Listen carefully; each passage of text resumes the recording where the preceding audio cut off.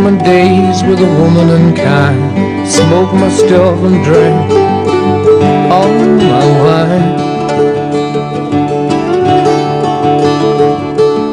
Made up my mind, make a new start, going to California with an aching in my heart. The next stage of the journey for me was to go to California. I got a new job out there, and I was working in the environmental industry, working on a particular stubborn molecule in groundwater called perchlorate. It's a salt, and it's used in the manufacture of rocket fuel. Ammonium perchlorate is a solid rocket fuel. But there was also perchlorate in fertilizer. Mine Chilean nitrate had natural perchlorate in it. Anyway, so I did a lot of work on perchlorate between 2007 and 2010. And as I was reading these reports, I came across the electrolytic production of perchlorate. How do they make the perchlorate from the electrolysis?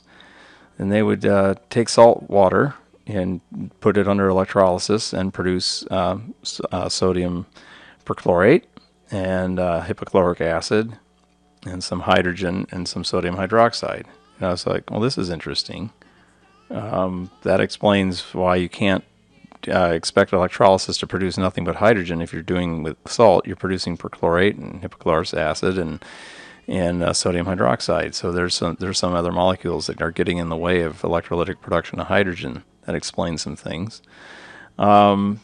And then I discovered that Dow Chemical in Michigan, some of their earliest products that they made was from the electrolysis of Michigan basin brines, for particularly these kinds of products, sodium hydroxide in particular. They would electrolyze brine, salt waters in Michigan basin to produce sodium hydroxide. And then I learned that Dow had to make that sodium hydroxide airtight. That the reason, and I was wondering why did when they made the sodium hydroxide solution, did they have to keep it airtight? And the answer was because if they exposed it to the atmosphere, this carbon dioxide in the atmosphere would react with the sodium hydroxide and produce sodium bicarbonate, a contaminant to them.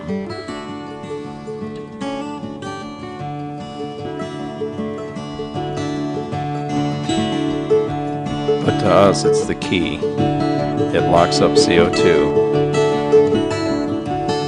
It's a solid.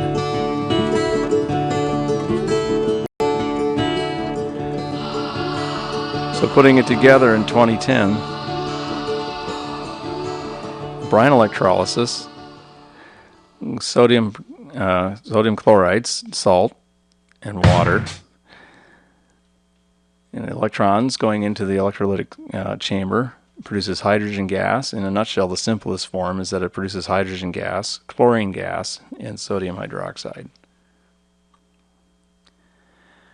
So what is a salt? A salt is you can define it chemically as an ionic compound that results from the neutralization of an acid with a base. So the most common example is if you take sodium hydroxide, sodium and hydroxide base, and react it with hydrochloric acid, HCl, you produce table salt and water. So electrolysis does this in reverse. We're gonna undo the salt back into the base, sodium hydroxide, and that's what electrolysis does. And that step is not spontaneous. It takes energy. If you react hydrochloric acid and sodium hydroxide, oh, that is very very spontaneous, and it produces quite a bit of heat. And in fact, there's a Simpson episode about Bart mixing acid and base together and blowing up the lab. Anyway, so that's a very spontaneous reaction. But undoing it, going back the other way around, adding electricity to salt water requires energy to turn the salt water into a separate solution of sodium hydroxide. The next step then, once you have this base compound, is to run carbon dioxide which is something Dow is trying to prevent from happening to their sodium hydroxide solution because it makes this solid. But for us, this is the key. We run carbon dioxide through the solution, sodium hydroxide solution, and make baking soda. So in total, the reaction would sum up like this. The two reactions would sum up as salt and water plus carbon dioxide goes to hydrogen gas, chlorine gas, and a solid form of carbon.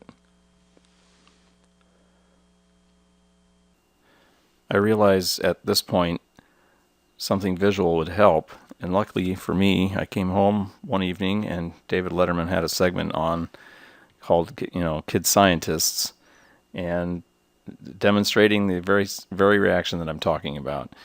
You can see David Letterman is standing next to a column with purple liquid in it. That's basically sodium hydroxide base, and there's a color indicator in there. The color indicator is purple, which indicates the pH is above 10. On the right-hand side of the table, you can see a bowl that's got dry ice in it, and the dry ice is steaming and going over the edges of the bowl, and that's carbon dioxide. And what the girl is going to do is she's going to take some of the dry ice and put it into the sodium hydroxide cylinder there. So the sodium hydroxide cylinder would be something that would be created by the electrolysis from the salt. So it would be produced by the electrolysis, and then the CO2 aerating through it would be the equivalent to a smokestack. Flue gas is going through the solution. The color of the solution changes as a result, because what happens is as CO2 goes through the sodium hydroxide and carbonate is formed, the carbonate changes the pH. As the carbonate drops out, the pH starts to lower, starts to go back down towards neutral. So you'll see the column then turn to the neutral color, which is yellow.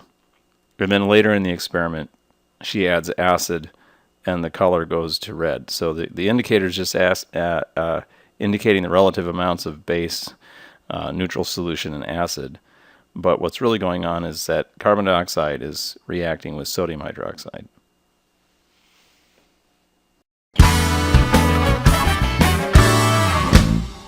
Who are you? I'm Maddy Whirledge. Maddy Whirledge? Yes. Hi, Maddy. How are you? I'm good. Where do you go to school? Kennedy Junior High. Kennedy Junior High. What grade? 8th grade. 8th grade. How old are you? I'm 13. 13 years old. Do you know Aiden? I do now. Yeah, how you do now? Tell me about what you do at 8th grade. Well, the normal stuff. Like, classes. Classes? Play sports?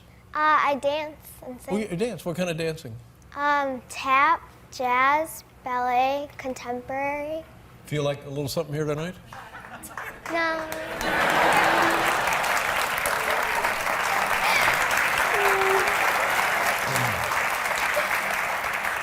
Me neither, kid, but I'm still doing the show. Pets? Do you have pets? I have 3 fish. 3 fish. What kind of fish? 2 of them are cardinals and one's a diamond fish. I don't know anything about fish. Do they last a long time? Sure. How long have you had them? Year and a half. That's pretty good. Yeah. And science, what are you doing tonight for science? We're going to be doing an experiment called pH and color change. I'm sorry? We're going to be doing an experiment called pH and color change. Peach? pH. pH. pH and color change. Yeah. Okay, I got that. But that's it. Do you see those hydrogen bubbles? That's pretty good. Okay. All right, so our experiment's over here. Okay. All right, so Dave, here we have a basic... I'm sorry. Did you say... Did you say... So, Dave, is that what you said? I did.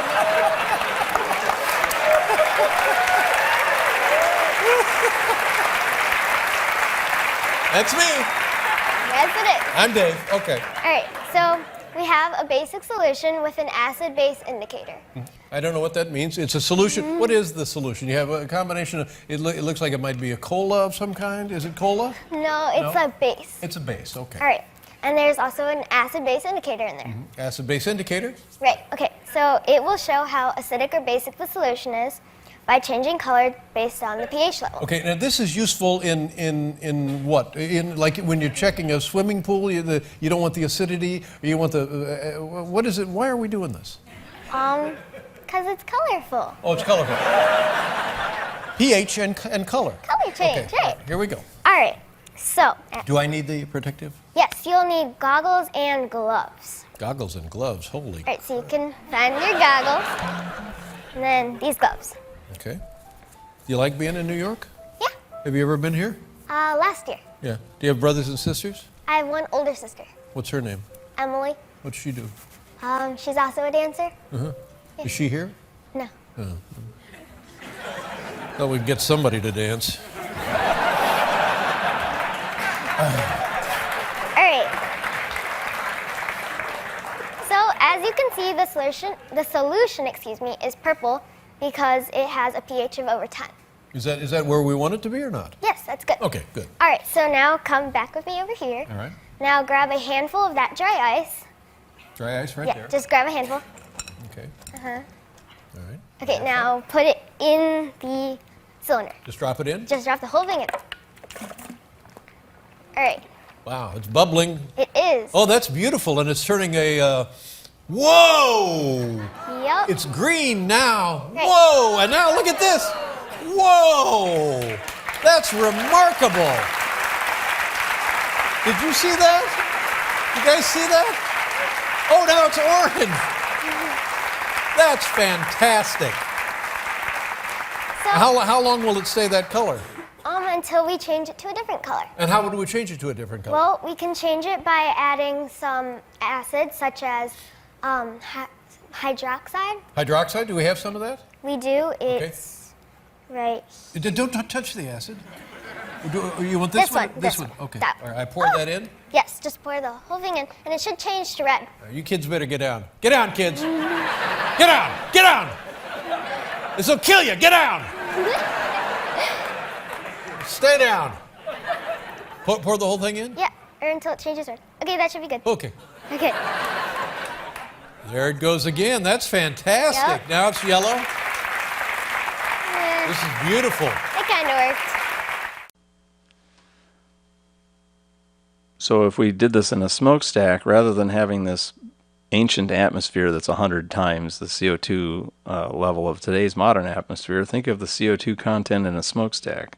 Definitely many more than 100 times the CO2 concentration in the atmosphere.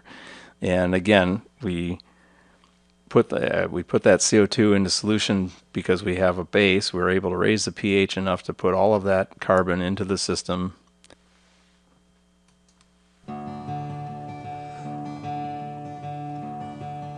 So putting it together in California in 2010, I looked at these two reactions, brine electrolysis and CO2 aeration, producing solid carbon, and was wondering if anybody was doing this. And it turned out that there were a few people that were researching this. One name I came across was Joshua Stolaroff, who was using sodium hydroxide sprays to capture CO2 in smokestacks.